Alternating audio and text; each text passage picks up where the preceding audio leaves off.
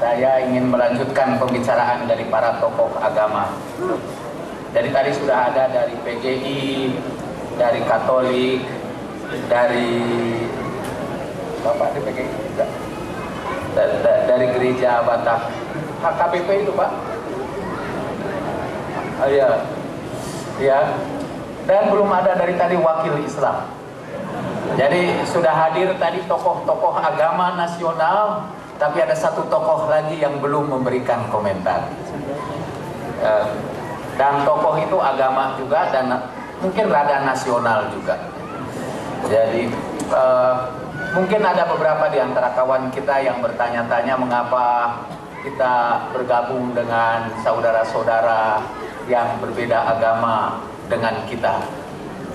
Pertama, kita mengetahui bahwa kedatangan Rasulullah Shallallahu Alaihi Wasallam ke dunia ini untuk menjadi rahmat bukan bagi orang Islam saja, tapi beliau menjadi rahmat bagi seluruh alam semesta. Wa ma arsalnaka illa rahmatan lil alamin.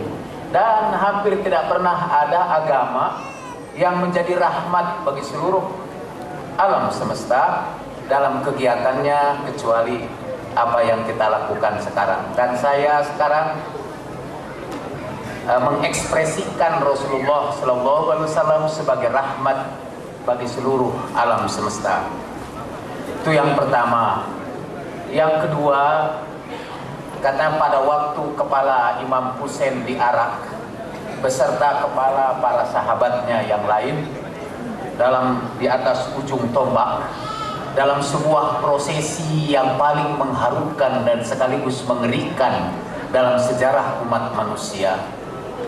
Kepala Imam Husain itu lewat di setiap kota dan orang berbondong-bondong menonton iring-iringan yang menakjubkan dan mengerikan itu. Di antara yang hadir di situ ada seorang umat Kristiani. Dan dia bertanya, ini iring-iringan apa? Ini iring-iringan keluarga Nabi Muhammad Sallallahu Alaihi Wasallam. Dan orang Kristen itu menjerit, demi Allah, aku tidak mau bergabung dengan satu umat yang membunuh keluarga nabinya dengan cara seperti itu. Aku takut Tuhan menurunkan azabnya kepada kami.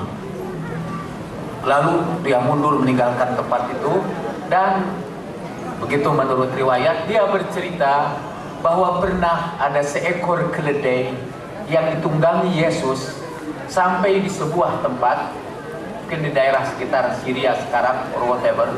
Kemudian keledai yang ditunggangi Yesus itu berhenti di situ, dan kemudian orang memperingati tempat keledai itu singgah. Hanya keledainya saja, keledai Yesus singgah di situ.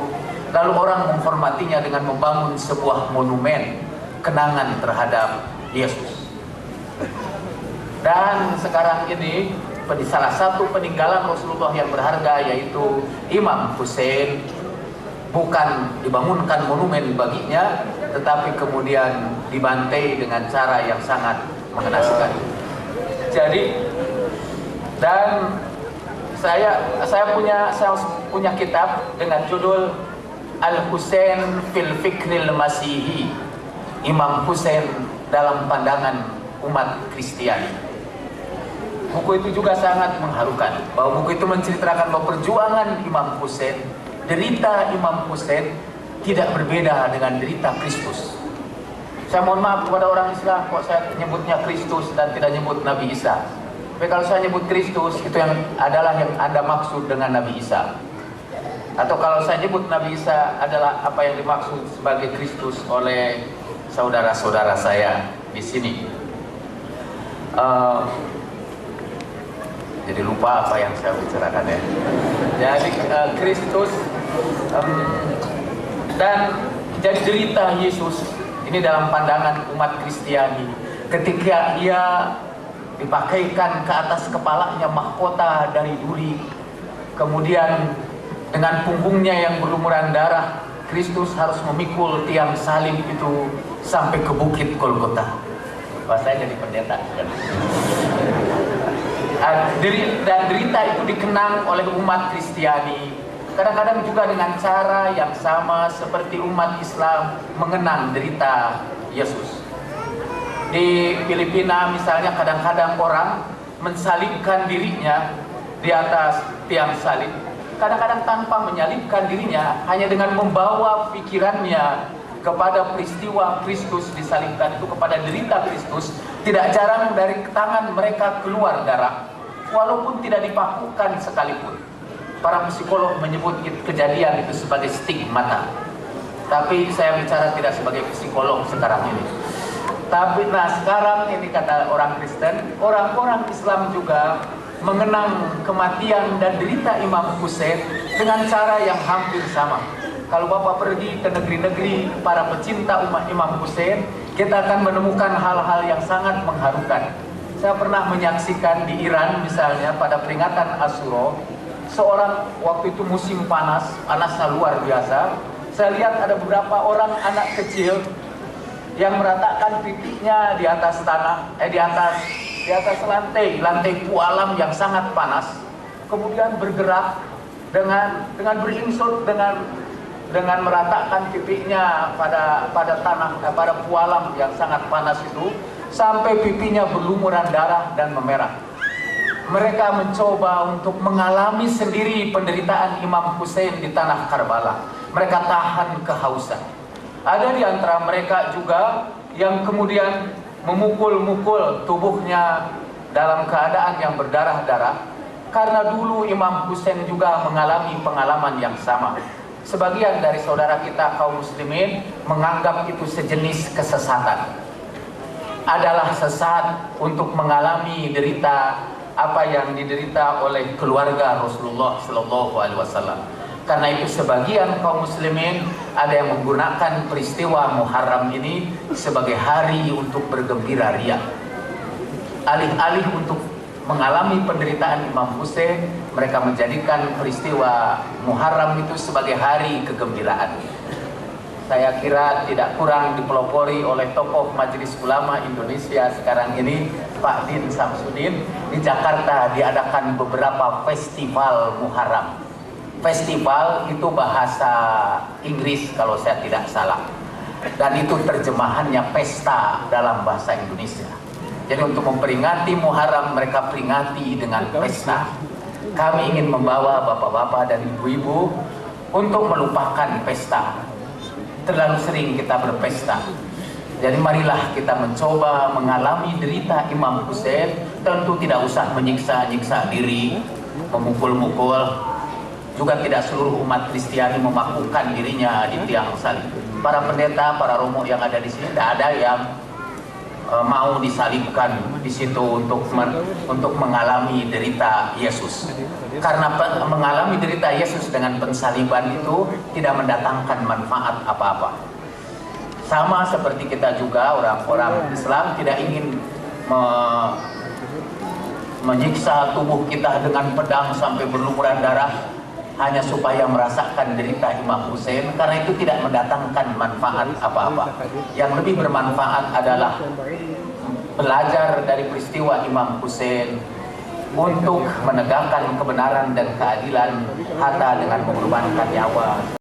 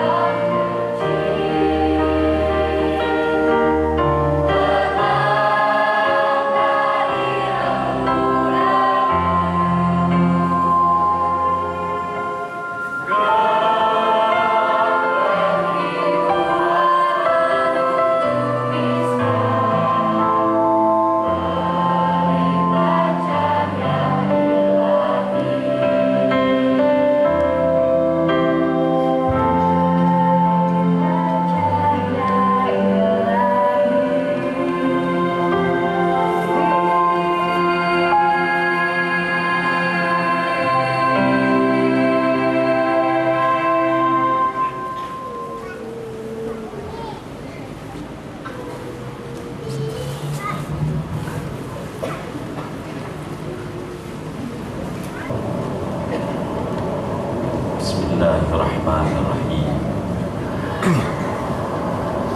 Laqad ja'akum rasulun min anfusikum azizun 'alaihi ma 'anittum harisun 'alaikum bil mu'minina raufur rahim. Wa ma arsalnaka illa rahmatan lil 'alamin.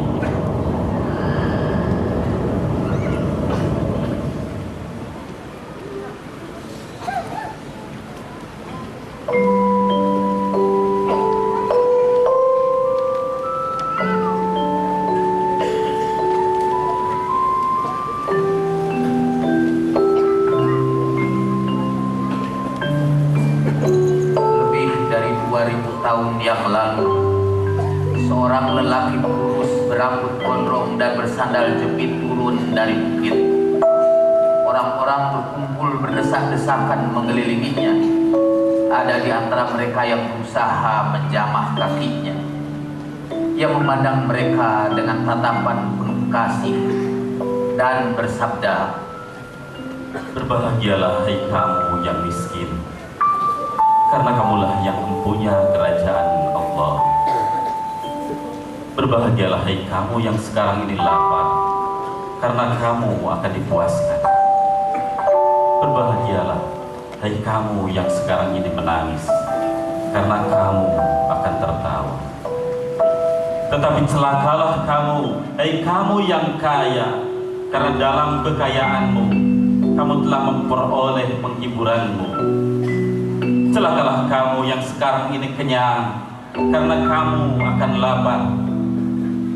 Celakalah kamu yang sekarang ini tertawa, karena kamu akan berduka cita dan menangis."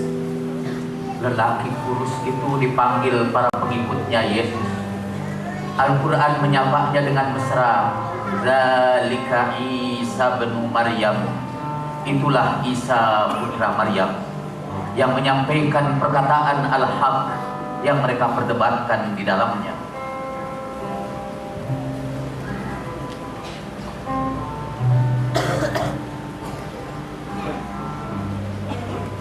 Isa berkata, "Sungguh, aku ini hamba Allah. Ia memberikanku Alkitab dan menjadikanku nabi. Dimanapun aku berada, ia berkati diriku. Ia berpesan untuk melakukan salat dan mengeluarkan zakat sepanjang hidupku, untuk berbakti kepada ibuku, dan tidak ia jadikan aku orang yang kongah dan berakhlak rendah. Salam sejahtera ketika aku lahir, ketika aku mati, dan ketika aku dibangkitkan kembali." Isa turun dari bukit untuk memberikan kerajaan Tuhan kepada orang-orang miskin, untuk memuaskan orang-orang yang lapar, untuk menghibur orang-orang yang menderita. Ia turun dari bukit untuk menumbuhkan orang-orang yang kongah dan berakhlak rendah. Ia mengecam orang kaya yang menegakkan kekayaannya di atas kesengsaraan orang banyak. Ia memperingatkan orang-orang yang kenyang di tengah-tengah orang-orang yang kelaparan. Inilah agama yang dibawa Isa alaihissalam. Ia bukan hanya mengajarkan salat, tetapi juga berbagi rezeki dengan zakat. Ia bukan hanya mengajak berzikir, ia menghibur orang fakir. Karena itu marahlah orang-orang kaya, orang-orang kenyang, orang-orang kongah, orang-orang berakhlak rendah. Isa dibunuh sebagai penjahat, muridnya berkhianat, yang jebloskan ke penjara, dihadapkan ke pengadilan hanya karena satu kesalahan.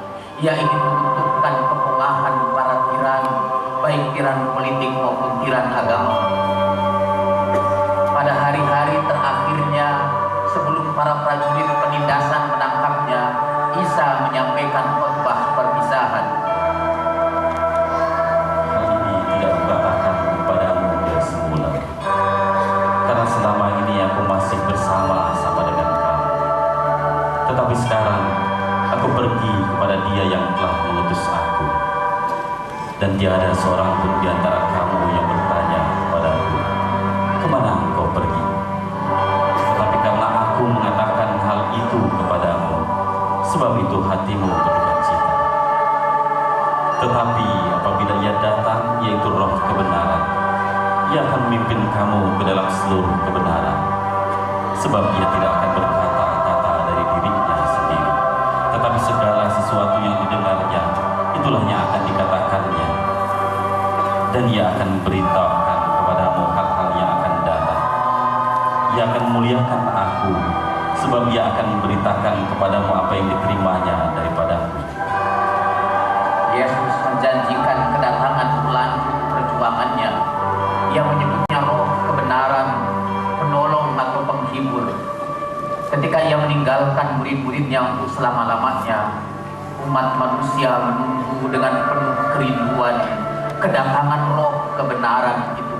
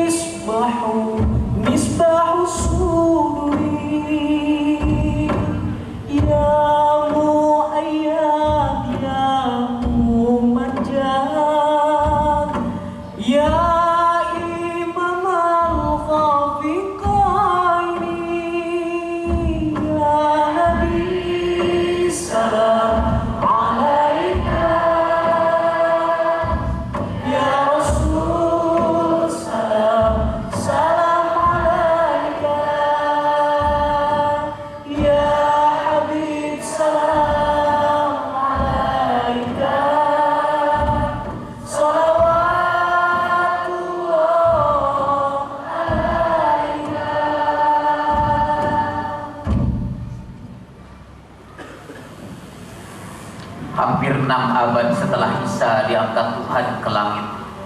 Dari bukit-bukit batu yang terjal turun seorang lelaki. Ia berjalan cepat dengan kepala yang selalu terpengur ke bumi. Dari wajahnya tampak cahaya ilahi yang memancarkan cinta kasih. Kabut duka yang sekali-kali menutup mukanya terusir mentari ceria begitu ia berjumpa dengan kaum fukara. Tapi kelembutan duka yang sama berubah menjadi keras dan tegar ketika berhadapan dengan tokoh-tokoh kemewahan.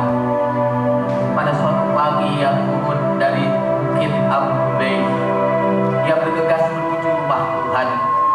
Ia mengecup batu hitam yang pernah dikecup kakek-kakeknya dahulu, Ibrahim dan Ismail. Di depan makam Ibrahim, orang-orang miskin, budak-budak belian, makhluk-makhluk yang dianggap setengah manusia berdesakan menemuinya. Tidak jauh dari situ para tiran menonton mereka sambil tertawa terbahak-bahak. Para tiran agama yang melakukan kesalehan dengan ibadat-ibadat yang hiruk-pikuk agar tidak lagi mendengar jeritan orang-orang yang kelaparan di sekitarnya. Para tiran politik yang menjalankan agama dengan melakukan kekerasan pada rakyat yang lemah dan tidak berdaya.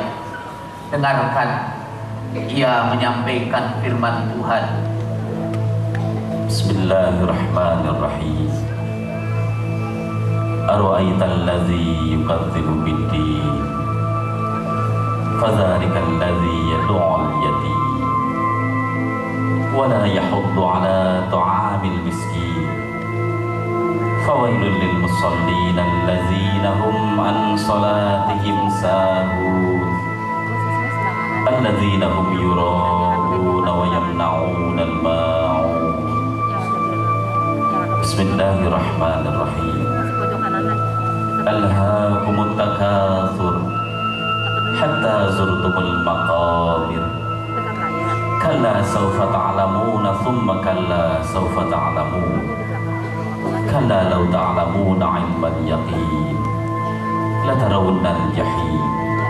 Thumma latarawunnaha 'ainal yaqin. Thumma latus'alunna yawma idzin 'anil na'im. Itulah sang penghibur yang telah ditunggu ratusan tahun. Itulah sang penolong yang datang setelah penantian yang panjang. Itulah roh kebenaran yang diamanahkan Isa alaihissalam kepada seluruh umat manusia.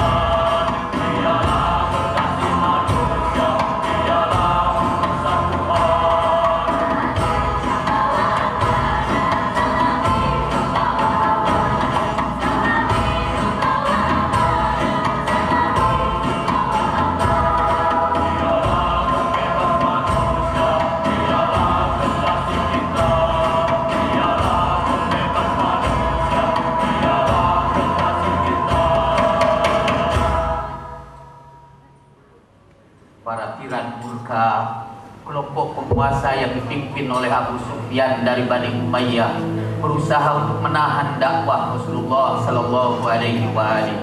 Mereka menyebarkan fitnah yang menjatuhkan kemuliaan Nabi. Mereka memboikot keluarga Nabi dan mengasingkannya di lembah yang gersang. Akhirnya mereka mengusir Nabi ke Madinah. Setelah berjuang menghadapi lebih dari 80 kali peperangan, Abul Qasim Muhammad menaklukkan para penentangnya. Setelah menaklukkan Makkah, ketika pulang dari Haji Wada, Rasulullah mengumpulkan ribuan sahabatnya di sebuah jalan simpang di tengah padang pasir yang terik. Pelana-pelana unta dan kuda dituntut sebagai mimbar. Seperti Kristus di hadapan sahabat-sahabatnya yang memulai khotbahnya dengan ucapan perpisahan.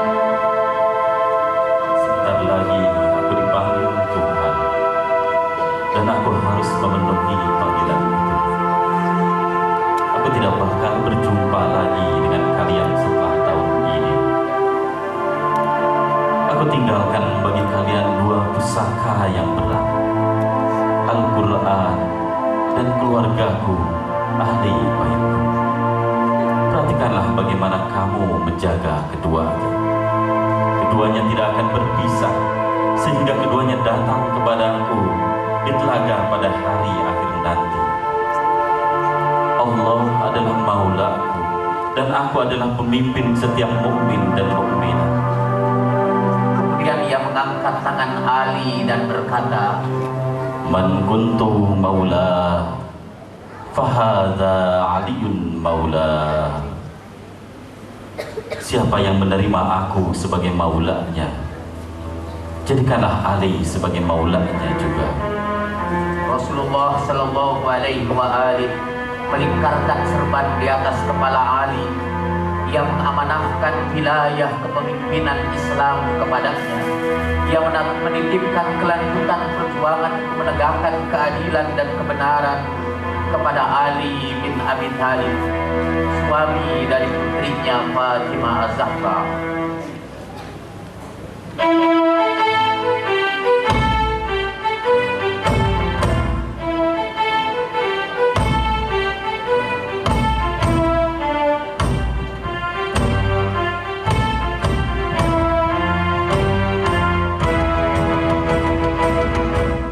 مدينة العلم أنا مدينة العلم ومن أراد المدينة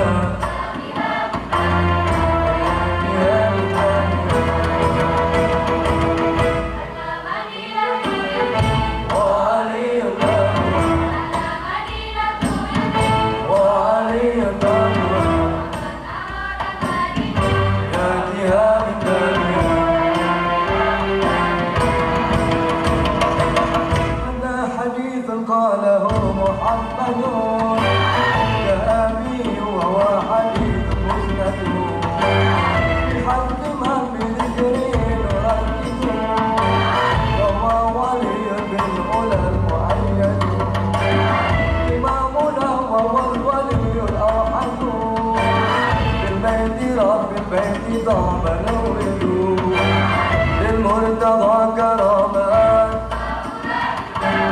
المرتضى كرامات ومن يروم المعالي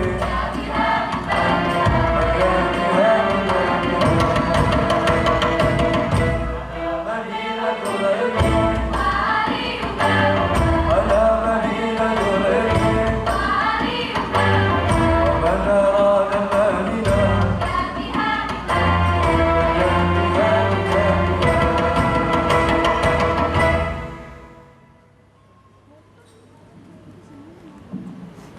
Tidak lama setelah Rasulullah sampai di Madinah, ia menderita sakit keras. Di pangkuan Ali bin Abi Thalib disaksikan oleh Fatimah, putrinya yang tercinta, dan Hasan dan Hussein, kedua cucunya. Demam itu demam yang pertama, demam yang terakhir bagi Rasul terakhir. Jam itu adalah jam-jam penghabisan bagi utusan penghabisan. Dalam demam yang mencengkram, betapa sabar kau terbaring di selembar tikar. Dalam jam-jam yang mencengkram, betapa dalam lautan pasrahmu. Ada kulihat matamu berisarat. Adakah gerangan yang ingin kau pesankan? Dalam jam-jam penghabisan, wahai Nabi pilihan, maka ku hampirkan telinga kananku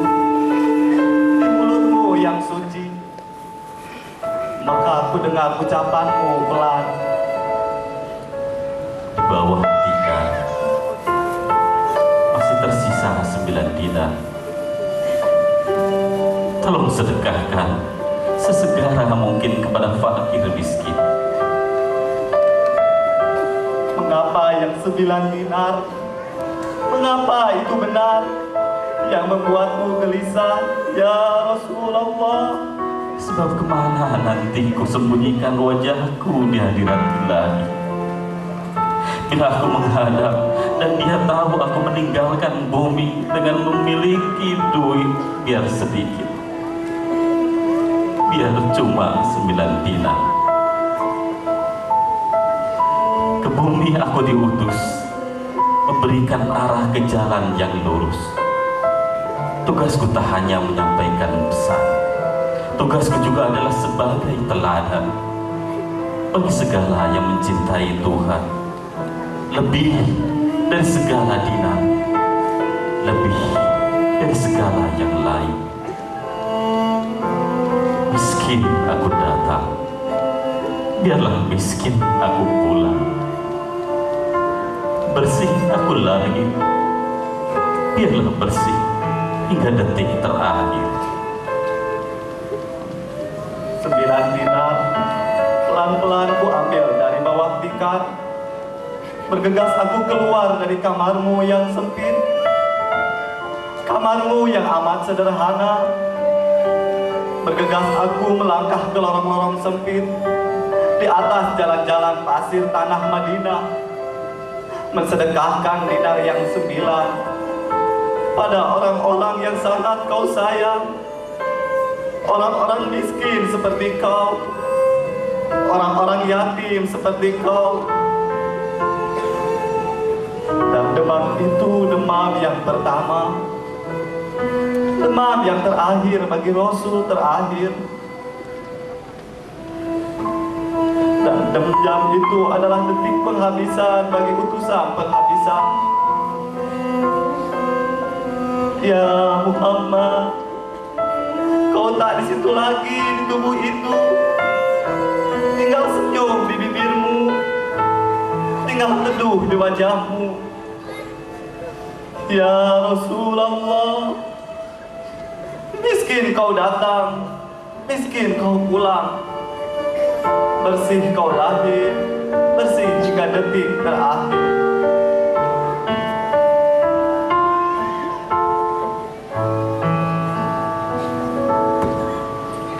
Demam itu, demam yang pertama, demam yang terakhir, bagi Rasul terakhir. Dan jam itu adalah detik penghabisan bagi utusan penghabisan. Kau tak di situ lagi di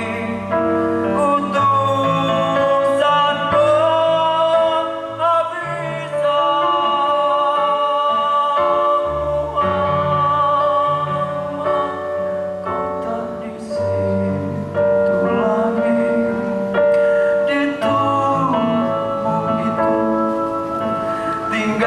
Tinggal senyum di bibirmu, tinggal teduh di wajahmu. Muhammad, kau tak di situ lagi di tubuh itu. Tinggal senyum di bibirmu, tinggal di wajahmu.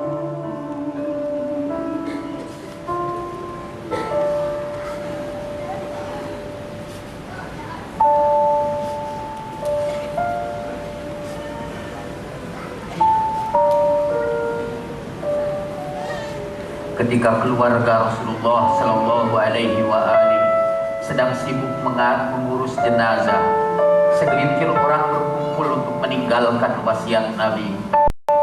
Mereka tidak ingat lagi sabda Nabi Sallallahu Alaihi Wasallam. Man kuntu la fahadha aliyun maula. Siapa yang menjadikan Abu pemimpinnya, hendaklah ia juga menjadikan Ali pemimpinnya. Tangisan duka masih terdengar di bilik Nabi yang sempit. Air mata kedukaan masih mengalir pada pipi Az-Zahra. Tirai kelabu masih menutup muka Ali bin Abi Thalib.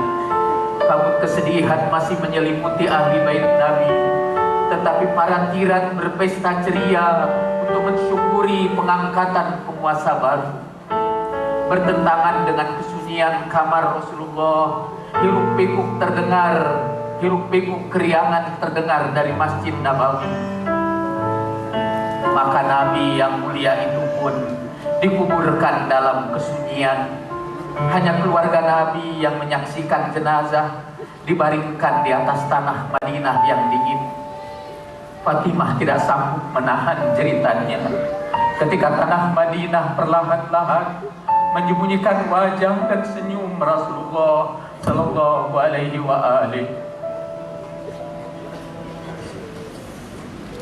Nafasku tersekat dalam tangisan. Duhai, mengapa nafas tak lepas bersama jeritan? Sesudahmu tiada lagi kebaikan dalam kehidupanku. Aku menangis karena aku takut hidupku berkepanjangan.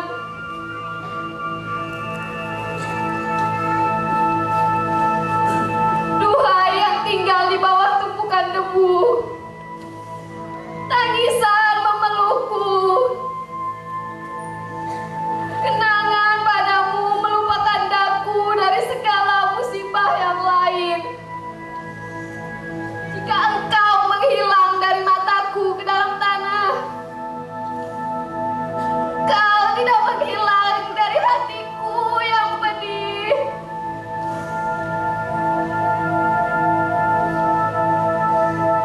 Berkurang sabarku,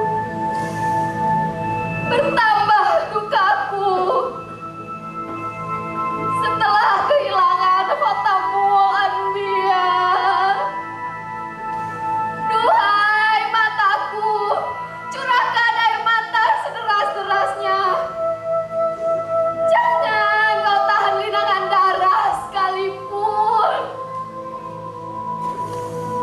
Ya Rasulullah, wahai kasih Tuhan, pelindung anak yatim dan duafa. Setelah mengucur air mata langit, bubukitan, hutan dan gunung, dan seluruh bumi menangis. Duhai junjunganku, untukmu menangis tiang-tiang Ka'bah, bukit-bukit dan lembah Mekah. Telah menangisi bumi Rom, tempat belajar Al-Quran di kala pagi dan senja. Telah menangisimu Islam, sehingga Islam kini terasing di tengah manusia. Sekiranya kau lihat mimbar yang pernah kau duduki, akan kau lihat kegelapan setelah cahaya. Ketika Fatimah, Ali dan beberapa pengikut Ahlul Bait yang setia berkumpul di rumah Fatimah, sekelompok orang beringas membentak mereka untuk keluar rumah. Mereka mendesak agar semua yang ada di rumah berbaiat kepada penguasa baru. Ketika semuanya tetap bertahan, mereka mengancam untuk membakar rumah Fatimah, rumah persinggahan para malaikat. Fatimah menghadang mereka di depan pintunya, seraya berkali-kali memanggil ayahnya Rasulullah Sallallahu Alaihi Wasallam. Tapi jeritan permata hati Nabi itu tidak melembutkan hati para penjara. Mereka bertambah beringas. Mereka mendorong Fatimah yang hamil dengan keras. Ia terjatuh ke belakang, darah menyembur dari tubuhnya, kandungannya gugur dalam kemarahan pecinta kekuasaan.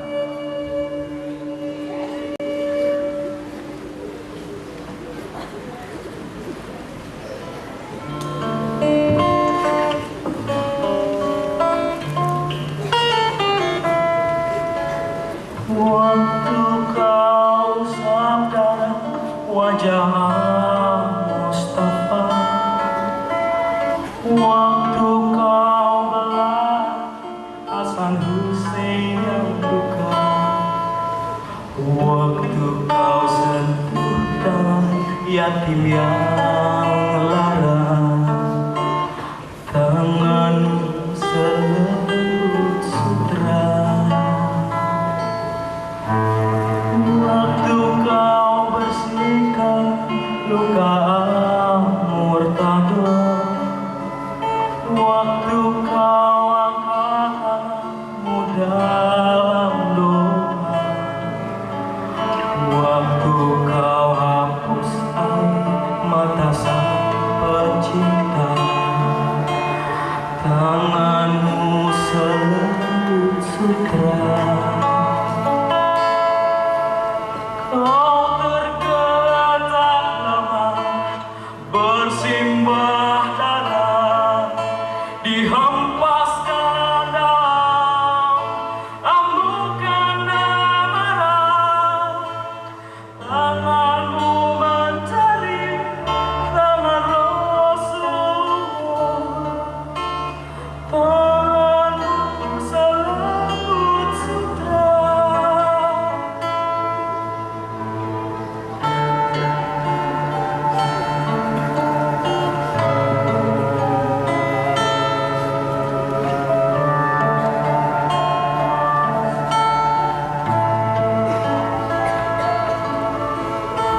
Waktu kau bersihkan luka murtado, waktu kau angkat tanganmu dalam doa, waktu kau hapus air mata sang pecinta, tanganmu selembut sutra. Kau tergeletak lemah, bersimbah darah, dihempaskan dalam ambukan amarah. Tanganmu mencari tangan Rasulullah, tanganmu selembut sutra.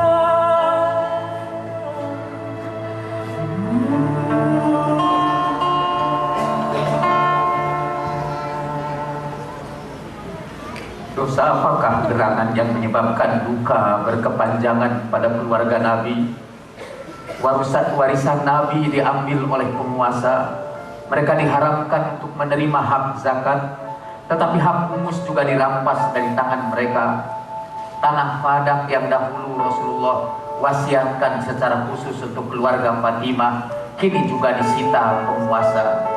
Satu-satunya hiburan bagi Fatimah ialah mengunjungi kuburan ayahnya. Lihat, ia mengambil segenggam tanah dari kuburan Nabi, menciumnya dengan mesra dan melantunkan puisinya. Wahai penutup segala rasul, penuh berkah cahayamu, semoga yang menurunkan Al-Quran bersolawat atasmu. Katakan kepada dia yang terbaring di bawah tumpukan debu, jika kau dengar jeritan dan tangisku, telah menimpa aku musibah. Sekiranya menimpa siang, ia berubah menjadi pelita.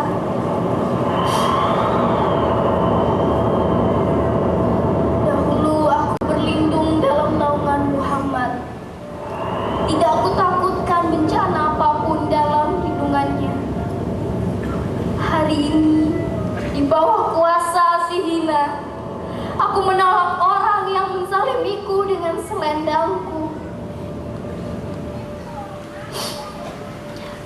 Merpati menangis di malam hari, dalam derita di atas ranting pohon. Ia menjerit pilu. Akan aku jadikan pilu temanku sepeninggalmu. Akan aku jadikan air mata untukmu sebagai perhiasanku. Apakah yang telah mencium tanah Pusar Ahmad takkan mencium lagi semerbak wangian sepanjang masa? Dahulu engkau gunung untuk bernaung di lindungannya. Sekarang kau serahkan aku pada kepingan-kepingan cahaya mentari. Dahulu engkau lindungi aku sepanjang hayatmu. Sekarang siapa yang akan menjaga sayapku? Aku kejamkan mataku, dan segera aku tahu telah tiada kesatriaku dan perisaiku sudah sampai ke dambaannya, sehingga kesedihan menghempaskanku dan kemalangan menoreh luka-lukaku. Mungkin karena terlalu berat menanggung luka-lukanya lahir dan batin, kekasih Sayyidul Mursalin itu meninggalkan dunia fana 6 bulan kemudian. Ia bergabung kembali dengan ayahnya, membawa berita duka tentang pengkhianatan umatnya. Tetapi ia juga bisa berkata pada ayahnya bahwa ia tidak hanya merintih dan menangis, ia juga memperjuangkan haknya dengan kefasihan lidahnya dan ketegaran hatinya. Ia berkhutbah di depan penguasa tanpa gentar. Ia mendatangi rumah para sahabat Ansar, mengingatkan mereka akan wasiat Nabi. Man kuntu maula fahadha aliyun maula. Ia membela hak suaminya, sebetulnya hak seluruh umat sampai titik darah yang penghabisan. Ialah pejuang perempuan pertama yang menentang para tiran dengan segala ketulusan. Ia menuntut haknya bukan karena ia mencintai dunia, tapi ia ingin menunjukkan kepada rakyat kalau penguasa sudah berani merampas hak keluarga Nabi, apalagi yang akan menghalangi mereka untuk merampas hak orang-orang kecil. Ya Allah,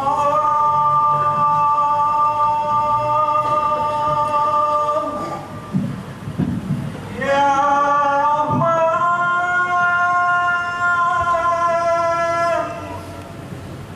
Ya Rahim, Ya Karim.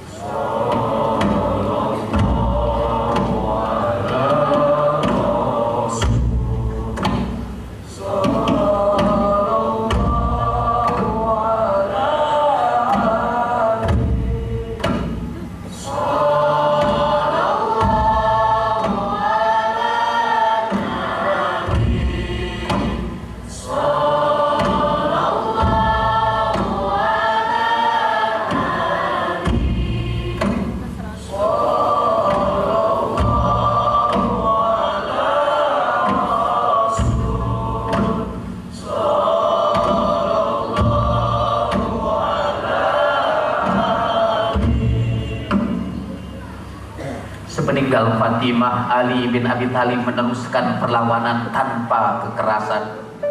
Ia memprotes penguasa ketika mengusir dari Madinah sahabatnya yang setia, Abu Dzar Al-Ghifari. Kesalahannya hanya karena ia berani mengkritik kezaliman penguasa dengan kata-kata. Dahulu Nabi pernah bersabda, di bawah kolong langit ini, di atas permukaan bumi ini, tidak ada lidah yang lebih jujur dari lidah Abu Dzar.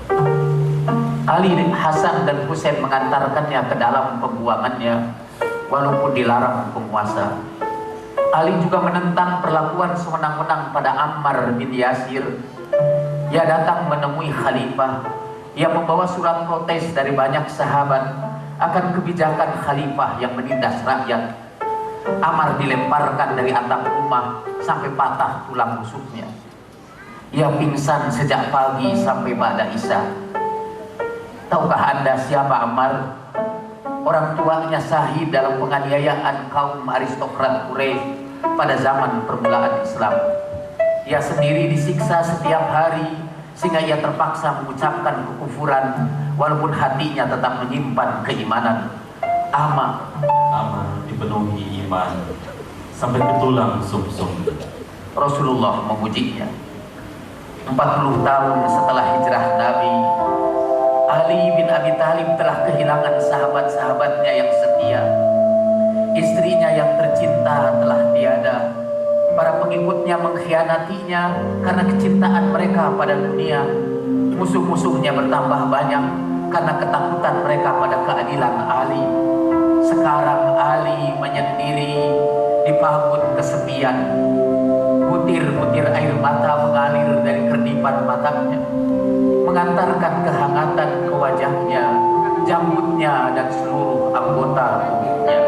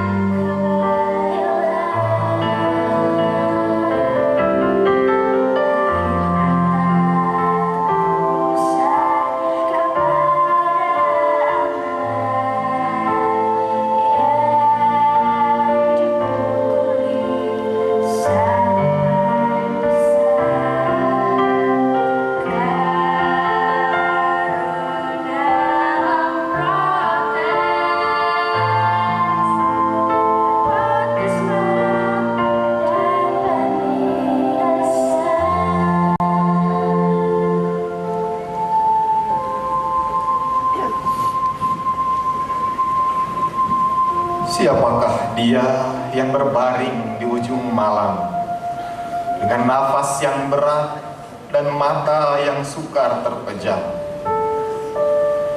Ia menatap jauh ke langit yang kelabu, kepada gemintang yang berlomba keperaduan. Angin malam membawa hatinya ke gubuk-gubuk kumuh. Tubuh tubuhnya gemetar mendengar jerit pilu keluh mengadu. Mestikah orang-orang lapar itu mati perlahan-lahan? Mestikah orang-orang telanjang menjadi tulang belulang?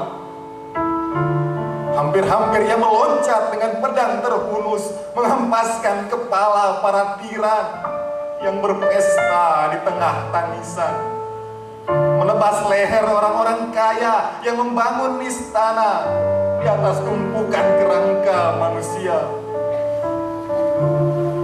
Ia terkenang, Nabi yang mulia menepuk bahunya.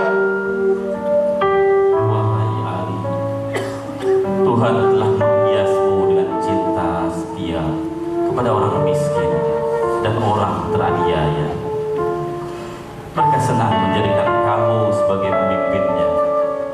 Kamu juga ridho melihat mereka sebagai pengikutmu.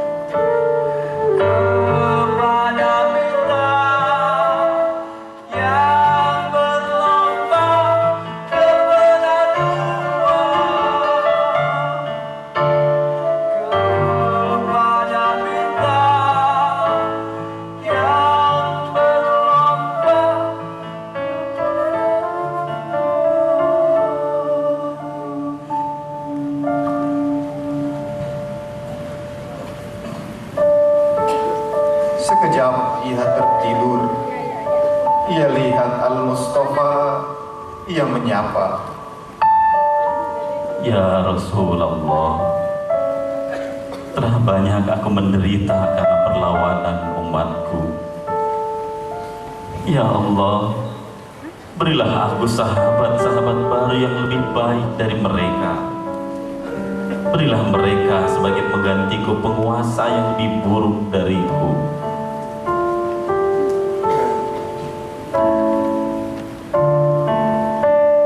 Dini hari yang pekat disobekkan geletar halilintar. Gerimis pagi dan dedaunan kering berjatuhan. Debu-debu Sahara hinggap perlahan-lahan. Burung-burung kecil mencicik melakukan kepedihan. Siluet cahaya bergerak menuju masjid. Kepalanya merunduk ke rerumputan yang rebah menunggu duka. Kakinya dengan lembut mengetuk bumi yang gemetar menghantar iba. Matanya memandang gemintang yang sembunyi mengintip nestapa. Di relung mihrab ketika ruku dalam Quranul Fajr, kepala bijak itu ditebas pedang Ibnu Muljam. Darah segar mengalirkan kehangatan ke wajahnya, ke janggutnya, ke seluruh anggota badannya. Ia tersenyum indah menggumamkan zikir. Allah, Allah, Allah, Allah. Gerimis pagi dan dedaunan berzikir.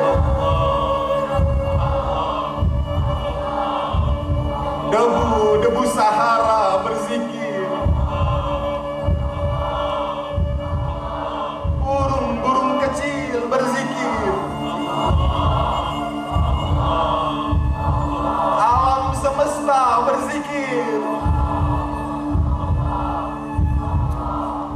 Bercak-bercak darah jatuh ke bumi berzikir.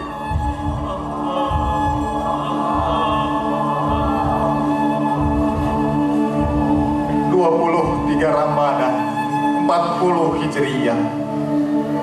Bumi Kufah mendekapkan ke perutnya orang yang berbaring di ujung malam.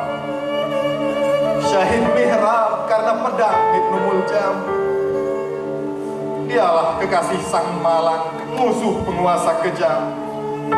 Perintih sepi, penggumam dalam kelam. Amirul Mukminin Ali bin Abi Thalib alaihi salam.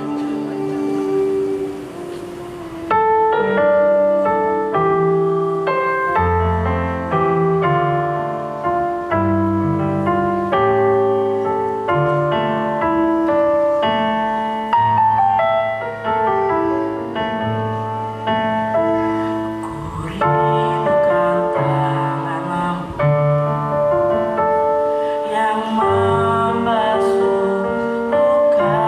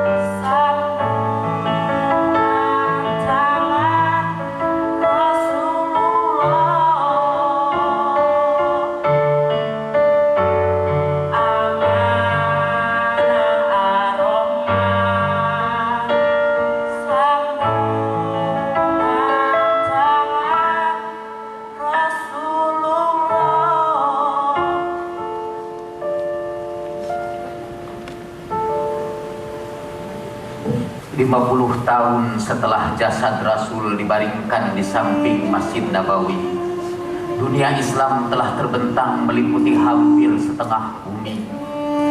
Gembala-gembala unta kini berpesta di istana raja-raja. Mereka telah menaklukkan Romawi dan Persia. Suara azan bergema sejak dari kota lama Alexandria di Mesir sampai dusun-dusun kecil di Azerbaijan. Berkat perjuangan Muhammad Rasulullah, orang-orang Arab yang miskin kini menjadi penguasa dunia. Bangsa yang semula terasing di Sahara sekarang menentukan sejarah umat manusia. Di Madinah, tidak jauh dari pusara Rasul yang agung, putra pendiri Islam tinggal dalam gubuk yang sederhana. Pada malam-malam yang dingin, ia menghabiskan waktunya dalam ruku dan sujud. Zikirnya menyobek kesepian malam, melantunkan lagu-lagu kudus para nabi. Lihatlah, ia datang berziarah ke pusara kakeknya. Ia merintih mengadukan keadaan umat yang disaksikannya. Dalam gemerlap istana para penguasa, cahaya Islam telah padam. Dalam bentangan daerah kekuasaan mereka, kaum mukmin yang saleh menderita karena penindasan. Istana-istana telah didirikan dengan merampas hak orang-orang lemah. Anggur yang diedarkan dalam cawan-cawan merah diperah dari keringat dan darah kaum muslimin. Musik-musik dimainkan dengan membungkam suara para pejuang kebenaran. Ia sampaikan kepada Nabi apa yang dilakukan umatnya. Nabi pernah berpesan agar umatnya memelihara 2 pusaka yang ditinggalkannya, Kitabullah dan keluarganya. Sekarang Al-Quran hanya tinggal bacaan. Para ulama sewaan memutarbalikan maknanya. Lalu di mana keluarga Nabi, perahu Nabi Nuh, gemintang petunjuk jalan? Ali dikhianati bekas pengikutnya ketika ruku pedang menebas kepalanya dan darah membasahi janggutnya. Padahal di zaman Rasul, ketika ruku Ali menyerahkan sedekahnya. Masih terngiang ucapan Rasulullah kepada Ali, "Hei Ali, tidak akan mencintaimu kecuali orang mukmin, tidak akan membencimu kecuali orang munafik." Ketika Ali berperang tanding dengan Amr bin Abdul Wud di Khandaq, Nabi merasakan dahinya di atas tanah. "Ya Allah, Engkau sudah mengambil Ubaidah pada perang Badar dan Hamzah pada perang Uhud. Janganlah Engkau mengambil Ali, jangan tinggalkan aku sendirian tanpa Ali." Ali menang. Rasul memeluknya. Air mata deras membasahi pipinya. Kini putra Ali, Al-Husain, mendengarkan para khatib melaknat Ali di mimbar-mimbar Jum'ah. Ali yang meruntuhkan benteng Khaybar, yang memenangkan perang Badar, yang tegak berdiri di Uhud ketika sahabat yang lain melarikan diri, sekarang dicaci maki. Ali, suami putri Rasulullah, yang berkedudukan sama seperti Harun terhadap Musa, kini dianggap murtad dari agama. Ali yang tidur di ranjang Nabi ketika Nabi berangkat hijrah, yang mengantar hijrah keluarga Nabi dengan berjalan kaki ratusan kilometer sehingga melepuh kedua telapak kakinya, kini dimusuhi orang Islam. Al-Hasan putra Ali bersedia berdamai asalkan Muawiyah menghentikan kecaman terhadap ayahnya. Ia juga dikhianati. Muawiyah melanggar janji. Bahkan penghulu pemuda surga itu diserang di atas kendaraannya dan diracun oleh istrinya, orang yang paling dekat dengannya. Para pecinta Ali dikejar-kejar dan dianiaya. Lihatlah Hujur bin Ali dan sahabat-sahabatnya dikubur hidup-hidup. Puluhan orang jemaah masjid dipotong tangannya karena tidak mau melaknat Ali. Lihatlah juga Amr al-Hamak yang didoakan oleh Nabi supaya tetap muda. Dalam usia 80 tahun, tidak selembar uban pun tumbuh di kepalanya. Ia sangat mencintai Ali. Ibnu Ziyad bermaksud menangkapnya. Ia lolos. Ibnu Ziyad menyandera Aminah istri Amr dan memasungnya. Pasukan Ziyad mengejar dan terus mengejar. Amr terjebak dalam gua, kepalanya dipotong dan diarak sepanjang kota. Inilah kepala mukmin yang pertama kali dikelilingkan. Ibnu Ziyad melemparkan kepala itu ke pangkuan istrinya. Masya Allah, istri yang saleh, pengikut Ali yang setia, meletakkan kepala itu di pangkuannya. Ia meletakkan tangannya di atas dahinya dan mengecup bibirnya yang dingin seraya berkata, "Kalian hilangkan dia sekian lama, kemudian kalian hadiahkan dia padaku sebagai pahlawan. Selamat datang, duhai anugerah yang kusambut tanpa kebencian." Al-Husain merintih di depan makam Rasulullah Sallallahu Alaihi Wasallam. Ia mengadukan semua kezaliman umat terhadap Ahlul Bait dan para pecintanya. Dengarkan Al-Husain berkata kepada kakeknya, "Salam bagimu ya Rasul Allah. Inilah aku Al-Husain putra Fatimah, kesayanganmu, putra kesayanganmu, cucumu dan pusaka yang kau amanahkan kepada umatmu. Saksikanlah ya Nabi Allah, mereka telah menghinaku, menyia-nyiakan aku dan tidak menjagaku. Aku mengadu padamu ya Rasulullah sampai aku bertemu denganmu." Kemudian ia salat beberapa rakaat. Pada salat ia berdoa, "Ya Allah, inilah kubur nabimu Muhammad Sallallahu Alaihi Wasallam. Aku anak dari putri nabimu. Telah terjadi padaku peristiwa yang sudah engkau ketahui. Ya Allah, aku mencintai kebaikan dan membenci kejahatan. Aku bermohon padamu wahai pemilik keagungan dan kemuliaan, dengan hak kubur ini dan penghuninya, pilihkan bagiku urusan yang kau ridhoi, yang diridhoi Rasulmu, yang diridhoi kaum mukminin." Ia menangis terus di atas kuburan Nabi sampai menjelang subuh. Ia meletakkan kuburan kepalanya di atas pusara Rasul sampai tertidur. Tiba-tiba ia melihat Nabi yang mulia datang, dikawal para malaikat di sebelah kiri dan kanan, di muka dan di belakang. Nabi merapatkan Al-Husain ke dadanya dan mencium di antara kedua matanya. "Husain sayangku, seakan telah kulihat tubuhmu bersimbah darah, terbantai di Karbala di tengah-tengah umatku. Waktu itu engkau kehausan dan tidak diberi minum. Engkau dahaga dan tidak dipuaskan. Padahal mereka mengharapkan syafaatku. Tidak, mereka sama sekali tidak akan mendapatkan syafaatku. Mereka tidak akan mendapatkan syafaatku pada hari kiamat. Mereka binasa di sisi Allah. Kekasihku Husain, ayahmu, ibumu dan saudaramu Hasan menitipkan salam padaku dan merindukan kedatanganmu. Bagimu derajat tinggi di surga yang tak akan tercapai kecuali dengan kesahidan." Pada makam Rasul, Al-Husain berjanji untuk menegakkan kembali Islam Muhammadi, Islam yang diajarkan Muhammad Sallallahu Alaihi Wasallam, Islam yang menentang kezaliman, meruntuhkan kepomahan, melawan penindasan, Islam kaum mustad'afin. Esoknya ia menghimpun keluarganya berangkat menuju Kufah. Kepergiannya mengguncangkan hati banyak sahabat Nabi. Ummu Salamah, Ummul Mukminin, istri Rasulullah, mengantarkannya dengan linangan air mata. Ummu Salamah terkenang saat ia bersama Rasulullah Sallallahu Alaihi Wasallam. Dengarkan cerita Ummu Salamah. Pada suatu malam Rasulullah berbaring untuk tidur, kemudian bangun dalam keadaan resah. Ia berbaring, tidur lagi, dan bangun kembali resah seperti semula. Kemudian ia tidur lagi dan bangun. Pada tangannya ada segenggam tanah merah. Ia mencium tanah itu. Aku bertanya, "Tanah apakah ini ya Rasulullah?"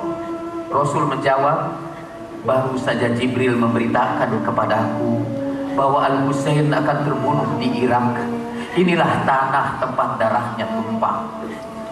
Kemudian ia memberikan tanah itu kepadaku seraya berkata, tanah ini berasal dari bumi tempat Al-Husain terbunuh. Kalau tanah ini nanti berubah menjadi darah, ketahuilah Al-Husain sudah terbunuh. Lalu aku menyimpan tanah itu dalam botol. Aku berkata bahwa hari ketika tanah berubah menjadi darah adalah hari yang dahsyat. Dengarkan pula cerita Ummul Fadl bin Al-Harith. Aku menghadap Rasulullah Shallallahu Alaihi Wasallam dan bertanya, ya Rasulullah, malam ini aku melihat mimpi yang jelek. Mimpi apakah itu? Tanya Rasulullah. Mengerikan sekali. Apakah itu? Sekali lagi Rasul bertanya. Aku menjawab, aku melihat sepotong tubuhmu dikerat dan diletakkan pada pangkuanku. Kata Rasulullah Shallallahu Alaihi Wasallam, engkau bermimpi baik. Fatimah akan melahirkan anak. Insya Allah ia akan dibaringkan pada pangkuan. Fatimah melahirkan Al-Husain dan aku meletakkannya pada pangkuanku. Ketika aku menyerahkan bayi itu ke pangkuan Rasulullah, aku melihat air mata Rasulullah menggelegak mengalir deras. Aku berkata, ya Nabi Allah, demi ayah dan ibuku apa yang terjadi?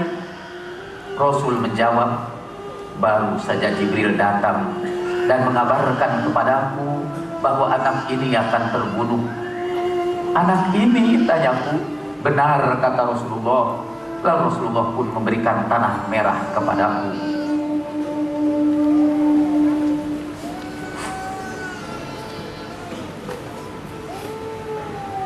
Sekarang kita berada di Karbala, di tempat yang diramalkan Rasulullah Shallallahu Alaihi Wasallam. Sekarang kita berada di Karbala, menyaksikan satu kejadian yang pernah diberitakan Rasulullah kepada para istrinya. Fajar melukiskan garis merah lazuardi pada kaki langit Karbala 10 Muharram hampir 1400 tahun yang lalu. Dalam remang-remang kegelapan Sahara, kau lihat puluhan kepala rebah bertasbih, Subhana Rabbiyal A'la wa bihamdi. Kamu cium semerbak kesturi dan hanut, harum barzah dan wangian jenazah. Dengarkan imam jamaah salat itu berdoa dengan kekhusyuan yang tak terhingga dengan bahasa para penghuni surga. Ya Allah, Engkau tumpuanku dalam kesulitan, Engkau harapanku dalam kesusahan, Engkau tumpuan dan harapan dalam segala kejadian. Betapa banyak kesusahan yang melemahkan hati, menumpulkan akal, membuat sahabat berkhianat, musuh bersorak. Semua yang kusampaikan kepadamu karena mengharapkan tidak yang lain, semuanya Engkau lepaskan dan Engkau hilangkan. Engkau sajalah penabur kenikmatan dan ujung dambaan. Itulah suara Imam Husain, salah seorang penghulu pemuda surga. Lihatlah wajah yang bersinar dengan nur Muhammad, memandangi seorang demi seorang keluarganya, muka-muka yang ceria, tegar dan perkasa. Kepada mereka Imam Husain menyuruh pergi menyelamatkan diri dalam gulungan tirai malam. Tapi mereka serentak berkata, apa kata orang dan apa yang harus kami katakan kepada mereka? Kami tinggalkan pemimpin kami, panutan kami, para putra paman kami. Kami tidak lepaskan anak panah, kami tidak lemparkan tombak, kami tidak tebaskan pedang. Kami tidak tahu apa yang kami lakukan.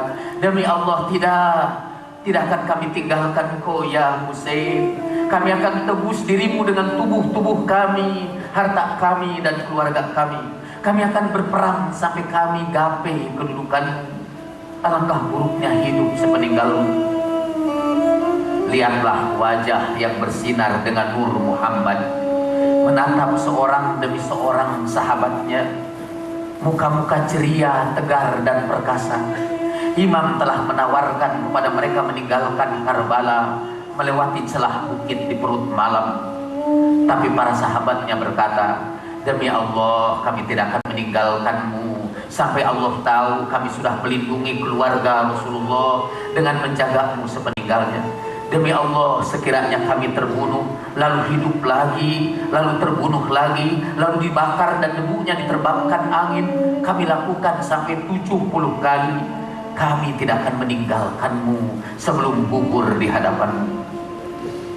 Lihat lagi wajah yang bersinar dengan nur Muhammad, melihat tajam ribuan musuh yang sudah mendabuh genderang perang sejak subuh. Lihatlah aku, perhatikanlah diriku, lihatlah dirimu dan kecamlah dia. Perhatikan, layakkah kalian membunuhku dan menghancurkan kehormatanku? Bukankah aku anak putri nabimu, anak penerima wasiat dan putra pamannya, anak orang yang pertama kali beriman kepada Allah, anak orang yang pertama membenarkan apa yang dibawa Rasul dari Tuhannya. Tahukah kalian Hamzah, pemuka para syuhada? Ia pamanku.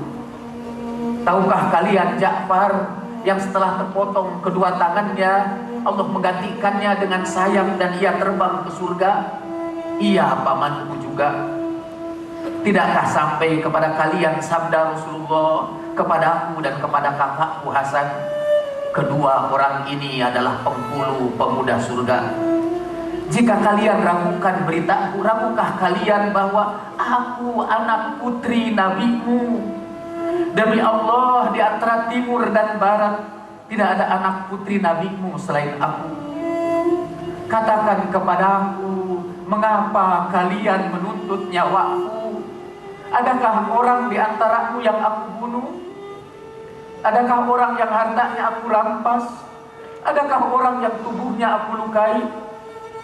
Tidak, tidak, demi Allah, tidak akan aku serahkan tangan ini dengan kehinaan.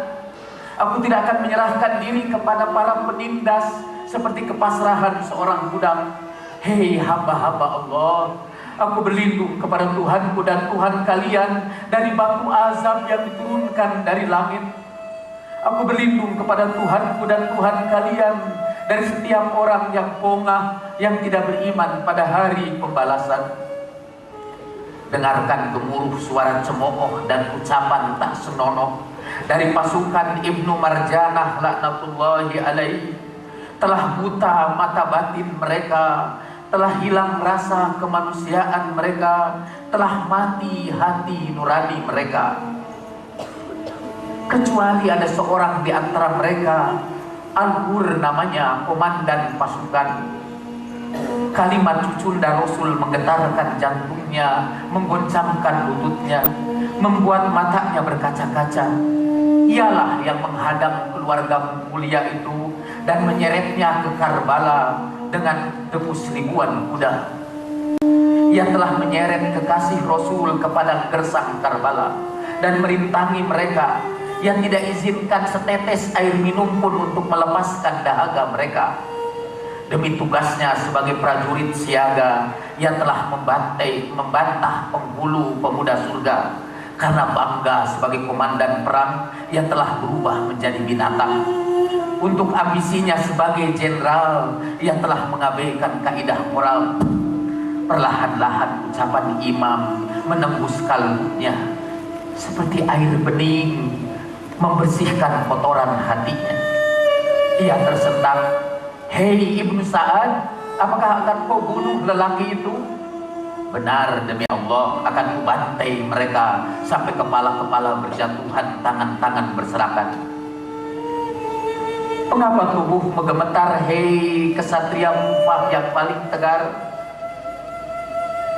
Al-Hur berkata, aku harus memilih antara surga dan neraka. Akan kupilih surga lebih dari apapun, walaupun tubuhku terbakar hangus. Ia hentakkan sang di kudanya melesat meninggalkan pasukannya. Ia turun dari kudanya, ia tutup mukanya dari pandangan imam. Dengan malu ia rebahkan tubuhnya di kaki imam. Ia tak sanggup menanggung malu di hadapan imam. Ia tengadah menatap langit, ia berdoa dalam tangis kepedihan. Ya Allah, kepadamu aku kembali, ampuni aku. Aku telah menebar ketakutan pada para kekasihmu dan para putra Nabi-Mu ya Allah. Engkau tahu, aku tidak mengira mereka akan sejauh itu. Air matanya deras membasahi kaki putra Ali. Al-Hur merintih tanpa henti. Ya Aba Abdillah, kumohonkan ampunanmu. Maafkan wahai putra Rasulullah. Inilah si jahat yang telah menghadangmu untuk kembali, yang mendesakmu sampai ke tempat ini. Inilah aku bersimpuh di kakimu mengemis maafmu. Sebagai tebusan atas dosaku, izinkan aku mempersembahkan nyawaku padamu sampai aku terbunuh di hadapanmu. Ya Aba Abdillah, masih adakah maaf bagiku? Wajah yang bersinar dengan nur Muhammad mengulum senyum penuh kasih. Tuhan mengampunimu, hei Al-Hur. Tidak salah ibumu memberi namamu Al-Hur, orang yang merdeka. Dan sang merdeka memberanikan diri mengangkat kepalanya. Sayyidi, junjunganku, tadi malam kulihat ayahku dalam mimpi. Ia menegurku, apa yang kamu lakukan, di mana kamu berada? Aku menjawab, aku sedang berhadapan dengan Husain. Ayahku menghardikku, celaka kamu, kau perangi putra Rasulullah Sallallahu Alaihi Wasallam.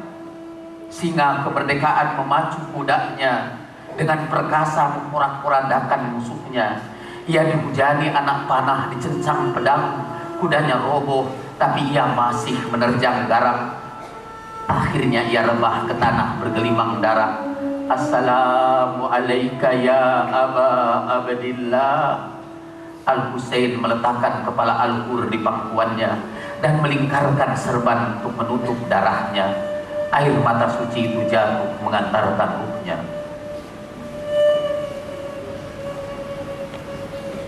Hampir 1000 tahun kemudian, ketika seorang raja berusaha menggali kembali tanah-tanah Karbala, tanah ketika dibenamkan para syuhada, seorang raja menemukan kuburan Al-Hur yang terpisah jauh dari kuburan Imam Husain.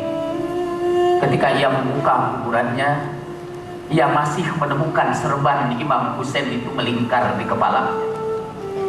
Raja itu bermaksud mengambil berkah dari serban Imam Husain dan mencoba melepaskan serban itu dari kepalanya. Dan demi Allah, kepala yang sudah tidur lebih dari 1000 tahun itu, begitu serban Imam Husain dilepaskannya, menyemburkan kembali darah yang segar.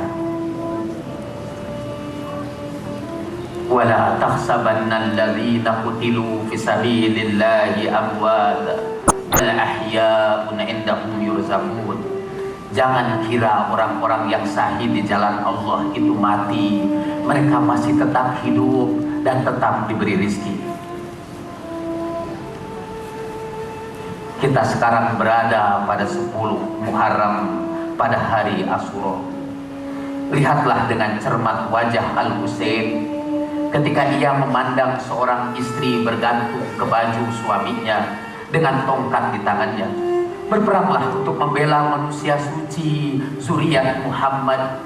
Aku tak akan melepaskanmu sebelum mati bersamamu. Husain menyapa istri Abdullah bin Umair. Terima kasih dari Ahlul Bait bagi kalian. Kembalilah kamu ke tempat perempuan. Semoga Allah menyayangi kamu. Ketika Abdullah gugur, istrinya duduk di samping kepalanya. Ia membersihkan tanah yang menutupi mukanya. Selamat datang di surga, hani'an lakal jannah. Shimmer mengangkat tongkat memukul kepala perempuan itu. Gugurlah istri setia di samping kecintaannya, syahid perempuan yang pertama di Karbala. Sekarang lihat kembali wajah Imam Husain ketika melihat anak remaja, anak yang sangat muda sekali berlari ke arah musuh. Ia menegurnya, "Aku, bukankah Wahab ayahmu telah syahid? Ibumu tentu tidak suka kamu keluar menyusul ayahmu." Putra Wahab sigap menjawab, "Ibuku menyuruhku, perkenankan aku ya Aba Abdillah." Anak kecil itu hilang di tengah-tengah ribuan pasukan. Beberapa saat kemudian Kepala kecil dilemparkan, disambut ibu dengan senyuman, "Ahsanta ya bunayya." Ibu Wahab memabut yang kemah, menyerbu ke tengah-tengah pembantai putranya. "Akulah perempuan tua yang lemah, dengan tubuh kurus kering dan ringkih, akan kupukul kalian dengan pukulan telak demi membela putra-putri Fatimah." Dan tubuh rapuh itu segera jatuh di samping mayat belia permata hatinya. Lihatlah wajah Husain yang kelabu ketika dengan mata berlinang berdoa bagi keduanya. Yang satu gugur dalam kemudaannya dan yang satu gugur dalam ketuaannya. Lihatlah wajah Al-Husain yang penuh iba ketika putranya Ali Akbar tampil memohon izinnya. Ia melihat putranya dalam puncak kemudaannya, tampan, tegar, segar dan bercahaya. Ia harus memberikan izin kepadanya untuk menjemput maut. Ia menadahkan tangan ke langit. "Saksikan ya Allah, untuk menghadapi kaum itu telah datang anak yang paling menyerupai Rasulullah dalam rupa akhlak dan pembicaraannya. Kalau kami rindukan Rasulmu, kami pandang wajahnya." Dalam nafas yang tersengal dan kehausan yang mencekik, ia datang ke haribaan ayahnya.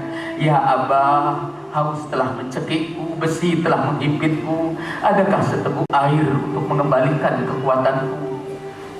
Lihatlah wajah Husain yang sedih ketika putranya menjulurkan lidahnya yang perih.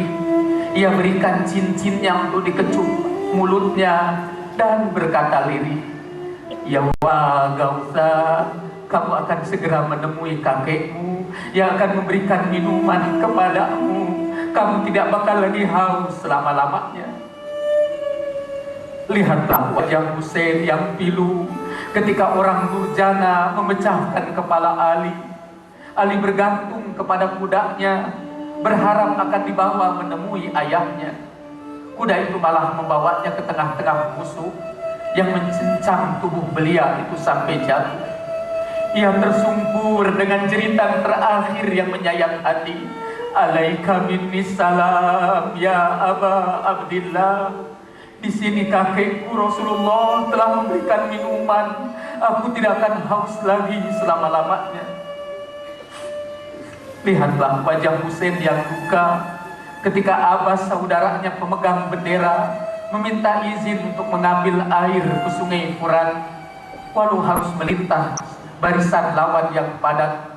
Di dalam kemah anak-anak dan perempuan menjerit kehausan. Ia melepaskan Abbas dengan berat dan mendengar ia berbicara di depan pasukan Ibnu Sa'ad. "Di sini Husain, anak putri Rasulullah, kamu telah bunuh para sahabatnya, ahli baitnya, semua keluarganya kehausan. Berikan seteguk air karena kehausan telah membakar ulu hati mereka." Husain gemetar geram ketika Simar melengking seperti setan. "Hei anak Abu Turab, sekiranya seluruh air di dunia ini berada dalam kekuasaanku, aku tidak akan memberikan setetes air minum pun kepadamu sebelum kamu membaiat Yazid." Abbas menyeruak pasukan, anak-anak panah memburunya dari berbagai penjuru. Ia berhasil mencapai tepian sungai Furat. Ia sudah mencelupkan jemarinya ke air yang dingin, tapi yang mencurahkan kembali. "Tidak, demi Allah, aku tidak layak minum air sejuk sementara saudaraku Hasan kehausan." Abbas memenuhi kantong airnya dengan satu tekad mempersembahkan air itu kepada Imam Husain. Dari balik pohon kurma, musuh pengecut mematahkan kedua tangannya. Panah-panah beracun menghujani tubuhnya.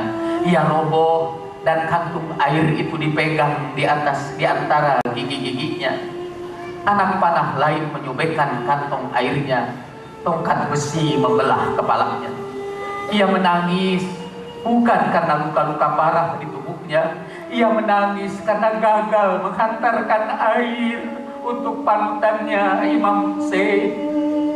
Rohnya yang suci terbang ke langit diantarkan seruan, "Alaika minni salam ya Aba Abdillah." Lihatlah baik-baik wajah Imam Hussein yang sekarang dipenuhi oleh cipratan darah putranya, bayi Ali Asgar yang menggelepar di tangannya karena anak panah yang menusuk lehernya. Lihatlah wajahnya yang jernih ketika anak panah menyobekkan mulutnya yang suci, yang dahulu sering menjadi tempat kecupan Nabi. Lalu ia mengumpulkan darahnya dan menadahkan tangannya ke langit. Ya Allah, semuanya ini kecil di sisimu. Lihatlah wajahnya yang diterangi cahaya nubuwah, basah dengan darah yang mengalir dari dahinya, yang dilubangi anak panah lainnya. Ia mengangkat tangan ke langit. Ya Allah, Engkau tahu apa yang menimpaku dan hamba-hamba dari hamba-Mu yang durhaka. Dan lihatlah wajahnya yang merah ketika tubuhnya menjadi bulan-bulanan ribuan anak panah. Ia sobekkan pakaiannya untuk mengusap darah yang menutup matanya. Ia cabut anak panah dari kuduknya dan darah terbersit deras seperti pancuran. Tangannya yang mulia menyautnya, ia lumuri seluruh wajah dan janggutnya. Tapi wajah itu tetap juga menggumamkan zikir, Bismillah wa billah wa ala millati Rasulillah. Aku ingin menghadap Allah dan kakekku biar berlumuran darah seperti tubuh ini. Lihatlah sekali lagi wajah Imam Hussein yang tersungkur jatuh mencium tanah. Pedang-pedang mencincangnya, tombak-tombak menghunjamnya, anak-anak panah menghujaminya. Tapi bibir yang suci itu masih juga menggumamkan zikir, Sabron ala qada'ik la ilaha siwa, ya ghiyathal mustaghisin, mali rabbun siwa wa la ma'budun ghairah. Sabron ala hukumik wa ghiyatha man la ghiyatha.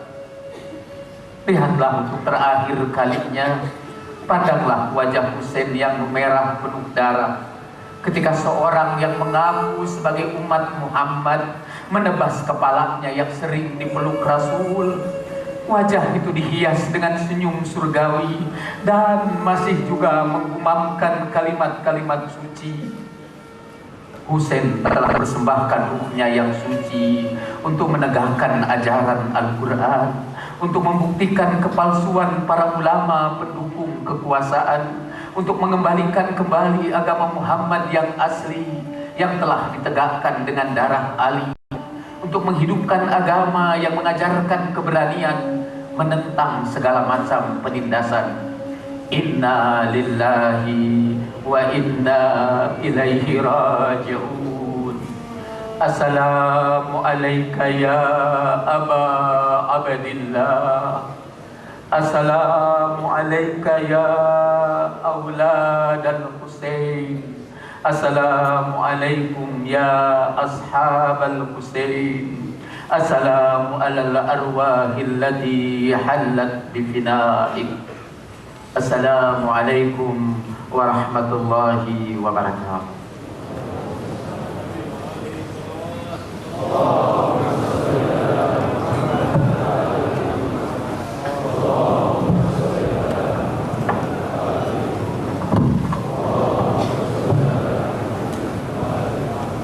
Saya mohon bapak-bapak dan ibu-ibu mengikuti maktal yang terakhir yang akan disampaikan dalam bahasa Sunda. Terjemahannya bisa dibaca dalam tim fokus. Dan saya mohon pada bagian penyesalan kita karena kita tidak membela Imam Hussein, setiap 2 bait ada pur yang kita mohonkan seluruh hadirin ikut bersama kami mengumandangkan ikut penderitaan Imam Hussein di tempat ziarah ini.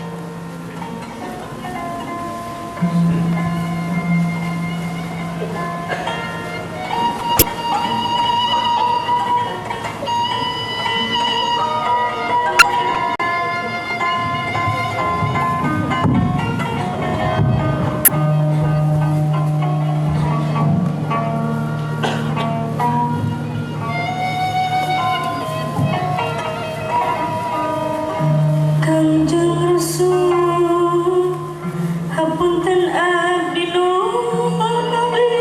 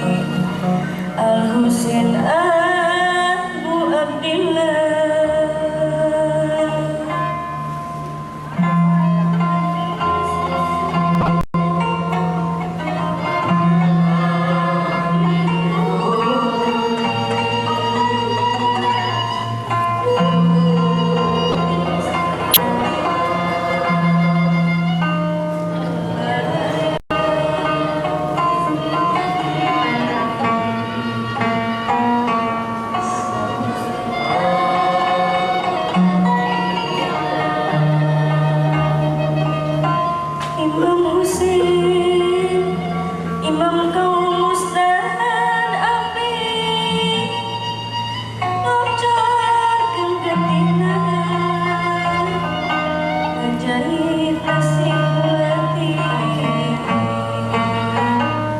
ya bela umat tunggal tersepi pemimpin anu nabi bodohnya menjadi Islam di akhir pada malam merah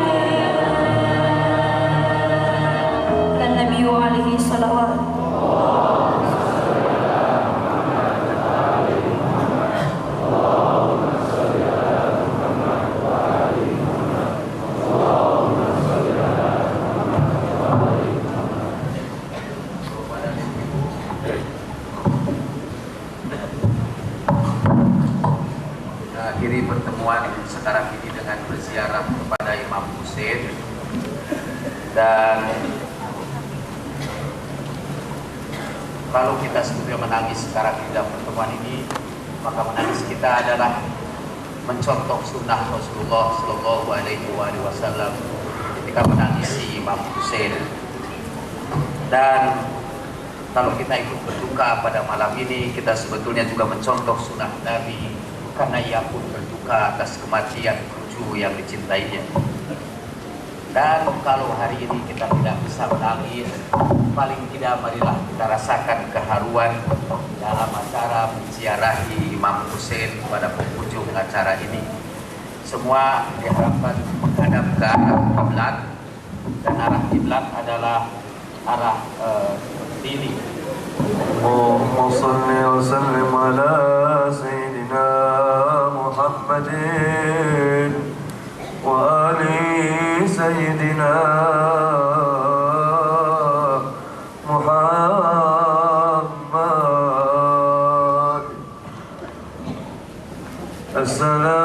السلام عليك يا وارث آدم صفة الله. السلام عليك يا وارث نوح نبي الله. السلام عليك يا وارث إبراهيم خليل الله. السلام عليك يا وارث موسى كليم الله. السلام عليك يا وارث عيسى روح الله. السلام عليك يا وارث محمد سيد رسول الله. السلام عليك يا وارث السلام عليك يا وارث الحسن الرضي الطاهر الرضي المرضي. السلام عليك أيها الصديق الأكبر. السلام عليك أيها الوصي البر التقي. السلام عليك وعلى أرواح وعلى قلب رحلك. السلام عليك وعلى الملائكة الحافين بك. أشهد أنك قد أقمت الصلاة وآتى الزكاة وأمرت بالمعروف ونهيت عن المنكر وجاهدت المؤمنين وعبدت الله. السلام عليك السلام عليك ورحمة الله وبركاته. السلام على الحسين وعلى أصحاب الحسين وعلى أولاد الحسين. السلام على الحسين. السلام على الحسين وعلى أولاد الحسين وعلى أصحاب الحسين. السلام على الحسين وعلى أولاد الحسين وعلى أصحاب الحسين. السلام على الحسين وعلى أولاد الحسين وعلى أصحاب الحسين ورحمة الله وبركاته على دينية وفي كلية صالحة إلى حق نبي محمد صلى الله عليه وسلم وآل الطيبين الطاهرين الميامين. الفاتحة.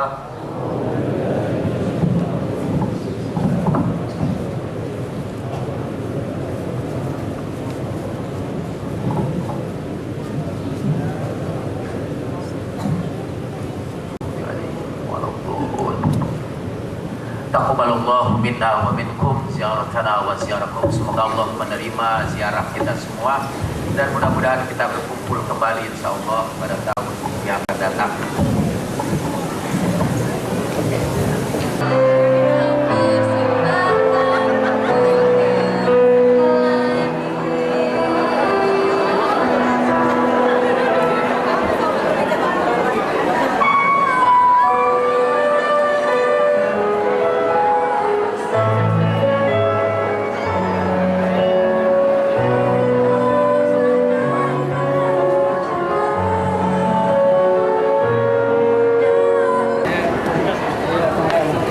Mohon maaf saya lagi.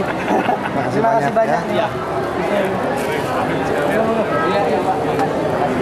Nah nanti sebetulnya ada buku-buku yang mau dititipkan sama Bapak. Ibu, makasih Ibu. Ibu Rombongan. Ibu, makasih. Banyak. Ibu, makasih.